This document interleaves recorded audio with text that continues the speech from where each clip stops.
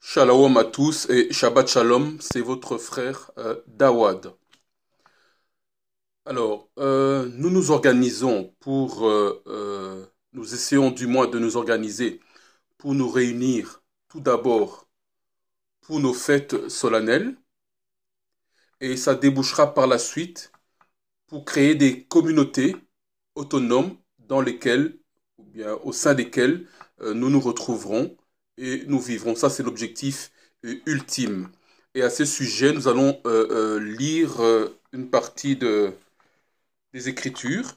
Et donc, aujourd'hui, nous allons beaucoup lire. Ça sera une longue vidéo, mais c'est important de poser les bases avant de commencer notre vie en communauté, afin que nous puissions tous avoir le même état d'esprit. C'est très important, afin d'éviter les incompréhensions, bien entendu. Alors, prenons tout d'abord notre Bible, pour ceux qui utilisent ce terme. J'utilise très peu ce terme. Prenons les Écritures, Actes, le livre des Actes au chapitre 3, chapitre 2, pardon, à partir du verset 41. À partir du verset 41. Je lis donc. Alors, ceux donc qui reçurent sa parole furent baptisés. Et en ce jour-là furent ajoutées environ 3000 âmes. Au verset 42. Et ils persévéraient dans la doctrine et la communion des apôtres, dans la fraction du pain et les prières. Et toute âme avait de la crainte, et beaucoup de prodiges et de miracles se faisaient par les apôtres. Et on voit ici, c'est juste une parenthèse, que les miracles se faisaient après qu'ils avaient persévéré dans la doctrine. La doctrine, c'est quoi? C'est la parole. Donc le plus important, c'est d'abord la parole. Les miracles découlent de la parole. Je continue, c'était juste une petite parenthèse. Au verset 44, et tous les croyants étaient en un même lieu, et ils avaient toutes choses communes. Ils vendaient leurs possessions et leurs biens, et les distribuaient à tous, selon que quelqu'un pouvait en avoir besoin. Et tous les jours, ils persévéraient d'un commun accord dans le temple, et rompant le pain dans leur maison, ils prenaient leur nourriture avec joie et simplicité de cœur, louant Elohim et ayant la faveur de tout le peuple. Et le maître ajoutait tous les jours à l'assemblée ceux qui devaient être sauvés. Ici, on voit que c'est la façon dont les apôtres vivaient. Et ils ont pris cette façon, ils ont continué, c'est que le maître Mashiach avait commencé avec eux. Ils n'ont fait que reproduire cela. C'est pour cela qu'on les appelait les disciplines, parce qu'ils avaient acquis, les disciples, pardon, parce qu'ils avaient acquis, ils avaient gardé la discipline que le Mashiach, le maître, leur avait donnée. Ils ont continué avec cela. Et donc, on voit que la vie en communauté, en assemblée, où nous sommes tous ensemble, nous avons une doctrine commune, nous travaillons ensemble, fait partie du désir, du souhait de Yah pour ses enfants, pour nous les Bantous ou les Ban Yashara, là, fils de Yikwab. Ça, c'était une introduction. Alors, bien entendu, la vie en communauté, la vie ensemble en commun, pour que cela se fasse bien, de façon ordonnée, c'est que Yah nous dit dans 1 Corinthiens 14, 40, il est une puissance d'ordre et de paix, parce que l'ordre apporte la paix.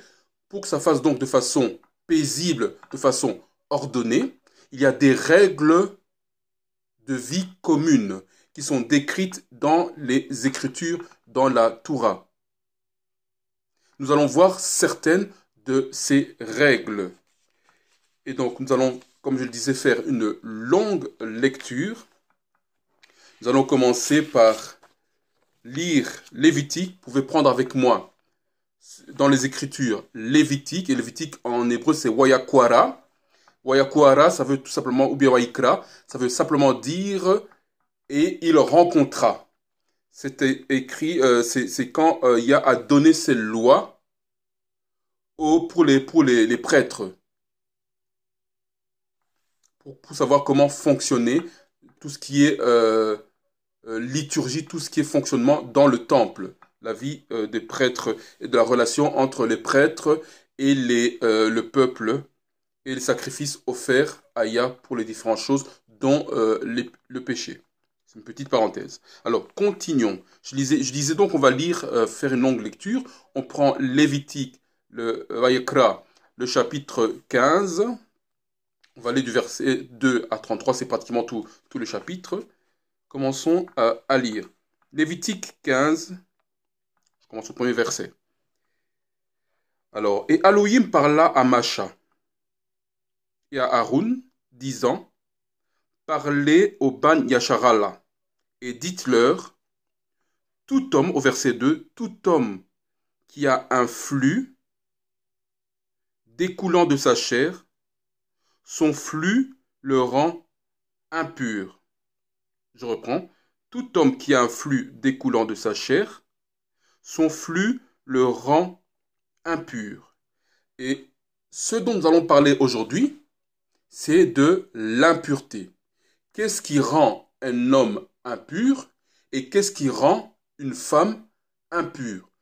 Mon frère, qu'est-ce qui te rend impur? Ma sœur, qu'est-ce qui te rend impur? Nous allons expliquer quelle est la définition réelle du mot impur. Donc la première chose, il y a pour la vie en assemblée, tout le monde ne peut pas juste venir dans l'assemblée comme ça, se réunir avec les autres frères, prier ensemble, partager l'écriture ensemble. Il y a des règles précises. Et donc ceux qui sont impurs ne peuvent pas participer à l'assemblée. Et c'est la première chose que nous allons voir. Alors, il dit, au verset 2, il parle d'impureté.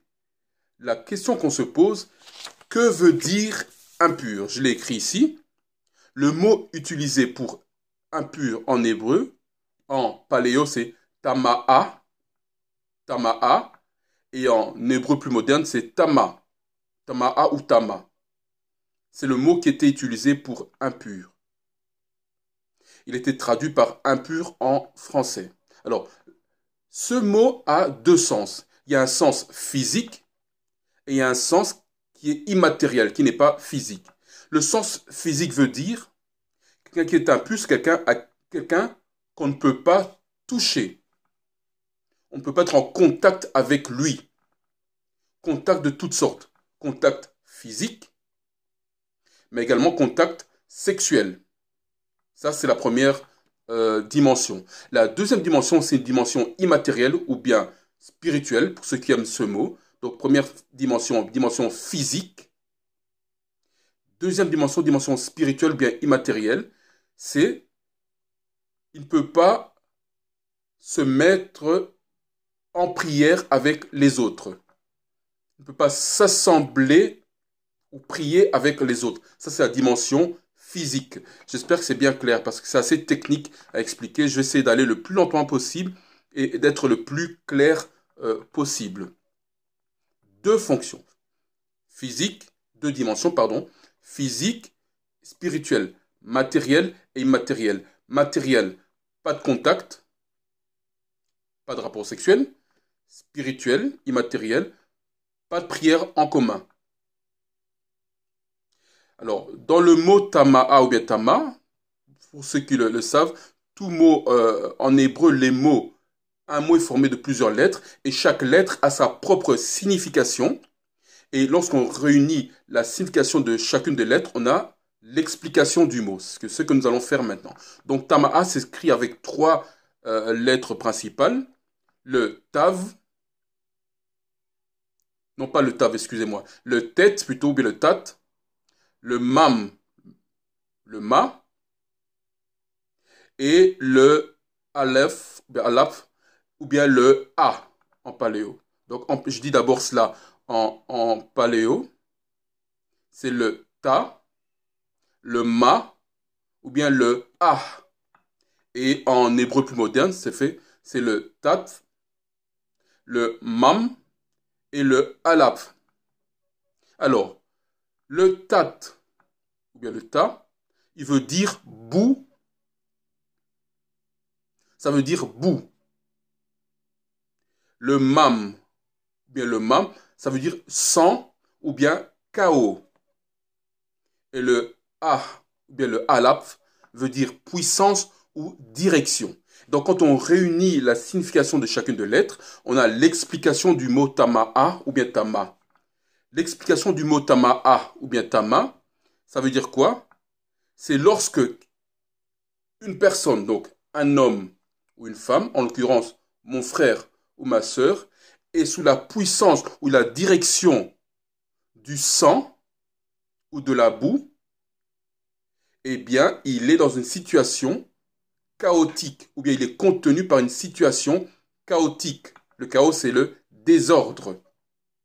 Je répète, mon frère ou ma sœur, si tu es dans une situation où tu es dirigé ou bien sous l'emprise du sang ou bien de la boue, tu es donc dans une situation chaotique. Et la boue, c'est tout ce qui est sale, non commune. J'espère que c'est bien clair pour tous. C'est ça, être impur. Donc, basiquement, être impur, c'est être dans une situation où on ne peut pas prier Yah, qui nous empêche d'être en relation avec Yah et donc par conséquent en relation avec les autres. C'est tout simplement cela basiquement. Continuons à lire. Donc on sait que une femme, ici on parle d'abord de l'homme, un homme peut être dans une situation impure, mais également une femme peut être dans une situation impure. Au verset 2, on parle tout d'abord de l'homme. Continuons au verset 3. Et ceci sera son impureté, et ceci sera son impureté dans son flux, soit que sa chair laisse couler son flux, ou que sa chair retienne son flux. C'est son impureté. Soit que sa chair laisse couler son flux, soit que sa chair retienne son flux. Pour l'instant, on va simplement lire, on y reviendra par la suite. Au verset 4. Tout lit sur lequel aura couché celui-ci, celui qui est atteint d'un flux sera impur. Et tout objet sur lequel il sera assis sera impur. Et l'homme qui aura touché son lit lavera ses vêtements et se lavera dans l'eau, il sera impur jusqu'au soir. Verset 6. Et celui qui s'assiera sur un objet sur lequel celui qui a le flux se sera assis, lavera ses vêtements et se lavera dans l'eau, il sera impur jusqu'au soir. Et celui qui touchera la chair de celui qui a le flux lavera ses vêtements et se lavera dans l'eau, il sera impur jusqu'au soir. Au verset 8. Et si celui qui a le flux crache sur un homme qui est pur, celui-ci lavera ses vêtements et se lavera dans l'eau. Il sera impur jusqu'au soir. Tout char sur lequel sera monté celui qui a le flux sera impur. Et quiconque touchera quelque chose qui aura été sous lui sera impur jusqu'au soir, et celui qui portera une de ces choses lavera ses vêtements et se lavera dans l'eau, il sera impur jusqu'au soir. Au verset 11. Et quiconque aura été touché par celui qui a le flux et qui n'aura pas lavé ses mains dans l'eau, lavera ses vêtements et se lavera dans l'eau, il sera impur jusqu'au soir. Verset 12. Et les vases de terre que celui qui a le flux aura touchés seront cassés, et tout vase de bois sera lavé dans l'eau. 13. Et lorsque celui qui a le flux sera purifié de son flux, il comptera 7 jours pour sa purification, puis il lavera ses vêtements et il lavera sa chair dans l'eau vive, et il sera pur. 14. Et le 8e jour, il prendra 2 tourterelles ou 2 jeunes pigeons, et il viendra devant Yahweh ou bien Yah, et l'entrée de la tente d'assignation, et les donnera au sacrificateur. Et le sacrificateur les offrira l'un en sacrifice pour le péché, et l'autre en holocauste, et le sacrificateur fera propitiation pour lui devant Yah à cause de son flux. Au verset 16, c'est ça qui nous intéresse. Et lorsque la semence sort d'un homme, il lavera dans l'eau toute sa chair, il sera impur jusqu'au soir. Et tout vêtement ou toute peau sur lequel il y aura de la semence sera lavé dans l'eau et sera impur jusqu'au soir. Et une femme avec laquelle un homme aura couché, ayant commerce avec elle, ils se laveront dans l'eau et seront impurs jusqu'au soir. Et je répète encore le verset 16. Donc on est dans Lévitique Wayakra, chapitre 15, le verset 16. Et lorsque la semence sort d'un homme, il lavera dans l'eau toute sa chair, il sera impur jusqu'au soir. Ici, au verset 16, le mot utilisé pour semence, en hébreu, c'est zarai. En paléo, zarai, ou bien en hybride, en hébreu plus moderne, c'est zara. Et zara veut littéralement dire sperme.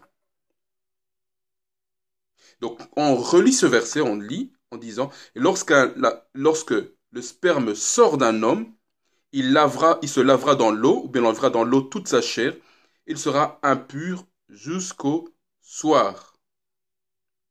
Nous avons vu le terme impur, ça veut dire qu'il ne pourra pas se réunir en assemblée avec les autres jusqu'au soir. Donc, on voit pour les hommes que un homme qui a eu une relation avec sa femme ne peut pas se réunir en assemblée. Il est considéré comme impur et ce jusqu'au soir. Après la relation, qu'est-ce qu'il fait? Il se lave, il lave toute sa chair dans l'eau, évidemment, il se lave et il est impur jusqu'au soir, jusqu'au coucher du soleil. Le soir, il redevient pur. Et il peut à nouveau se réunir en assemblée. Donc lorsque nous nous réunirons en assemblée, que ce soit pour les Shabbats ou pour nos fêtes solennelles, mon frère, si tu as eu une relation avec ta femme ou tu as eu un écoulement de semences, tu es considéré comme étant impur, tu ne peux pas te réunir avec nous en assemblée. Tu t'abstiens, tu te laveras et tu attendras le coucher du soleil pour être à nouveau restauré. C'est pourquoi nous, Bani Hacharal la Bantou, fils de Yikwab, nous n'avons pas de relation avec nos femmes pendant le Shabbat. Sinon, nous sommes considérés comme étant impurs. Nous ne pouvons pas nous réunir en assemblée. Et de même, je parle ici à mes frères qui font des vidéos parce que c'est partager une nourriture spirituelle. Pour faire cela, il faut également être pur. On ne peut pas juste se lever le matin comme ça et je partage ma vidéo. Il faut être dans une situation qui nous permet de le faire. Je me parle à moi-même, je parle également à mes frères qui le font. Assurez-vous, lorsque vous faites vos partages, d'être pur. De ne pas être dans une situation impure. De ne pas avoir été avec vos femmes. C'est alors que le message que vous allez délivrer aura tout son impact. J'espère que c'est bien clair pour tous, pour mes frères. Donc, je répète, pour un homme, bantou, quand tu as été avec ta femme, Tu es considéré comme impur jusqu'à ce que tu te laves et que le soir, le soleil te restaure en se couchant. J'espère que c'est bien clair. Ça, c'est pour l'homme. Maintenant, intéressons-nous à la situation de la femme. Parlons de la femme. Continuons au verset, oui, et pour préciser également, non seulement, j'allais aller un peu vite, non seulement, mon frère, tu es impur, si tu as été avec ta femme, ou si tu as un écoulement de semences, mais également, toute chose que tu toucheras sera considérée comme impure. Nous l'avons lu à partir du verset 3 jusqu'au verset 15. Toute personne que tu toucheras sera considérée comme impure. Voilà pourquoi tu ne peux pas te réunir en assemblée avec nous.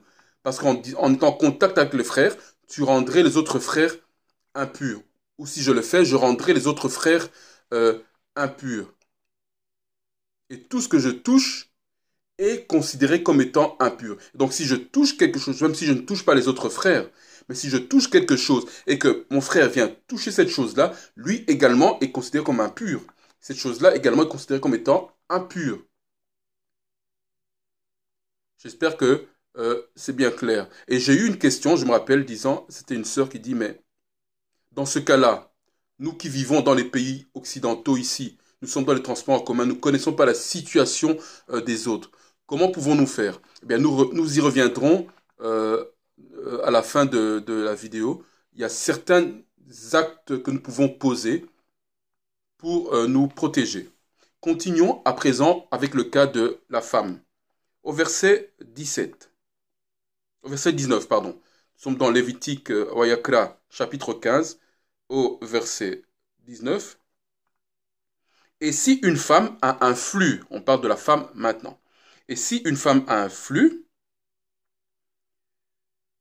et que son flux en sa chair soit du sang, elle sera dans sa séparation 7 jours. Et quiconque la touchera sera impur jusqu'au soir. Donc on voit ici pour la femme, l'indisposition, c'est 7 jours pour l'écoulement du sang. Donc une femme, elle est impure lorsqu'elle a son écoulement de sang. Et les femmes savent très bien de quoi je parle. Chaque mois, pendant une certaine période, et c'est souvent 7 jours, la femme a son écoulement de sang. Et pendant cette période-là, elle est considérée comme étant impure. Et donc elle-même non plus ne peut pas être en contact avec les autres. Elle ne peut pas préparer pour les autres. Et donc, ma sœur, si tu es dans cet état-là, non seulement si tu as une relation avec ton mari, tu es considéré comme étant impur jusqu'au soir, uniquement à ce moment-là, mais si tu as ton écoulement de sang, ta période d'indisposition, tu es également considéré comme étant impur, donc tu ne peux pas te réunir en assemblée, mais cette fois-là, ce n'est pas jusqu'au soir, c'est pendant 7 jours. Tu es mis à part pendant 7 jours, ce qu'il est indiqué au verset 19, pendant 7 jours. Alors, le terme ici qui est utilisé pour flux, en hébreu, c'est en paléo zawab, et en hébreu plus moderne, c'est zoub. Zawab ou bien zoub. Et ça veut dire, zawab bien zoub veut littéralement dire écoulement. Ça, c'est la première signification. Écoulement. Ici, on parle d'un écoulement sanguin, donc écoulement du sang. Mais ça veut également dire toute maladie sexuelle. Zawab, zoub, c'est tout écoulement, mais également toute maladie sexuelle. C'est cela que ça veut dire. C'est cela que veut dire zawab. Et donc, ici on s'adresse aux femmes qui seraient dans cet état-là, sont considérées comme étant impures pendant 7 jours. Elles ne peuvent pas être en contact avec les autres pendant 7 jours. Tout ce qu'elles touchent est considéré comme impur et les autres ne peuvent pas toucher ce qu'elles touchent, évidemment, sinon ils sont également impurs. Continuons la lecture, au verset 20. Et toute chose sur laquelle aura couché durant sa séparation sera impure, et toute chose sur laquelle elle aura été assise sera impure.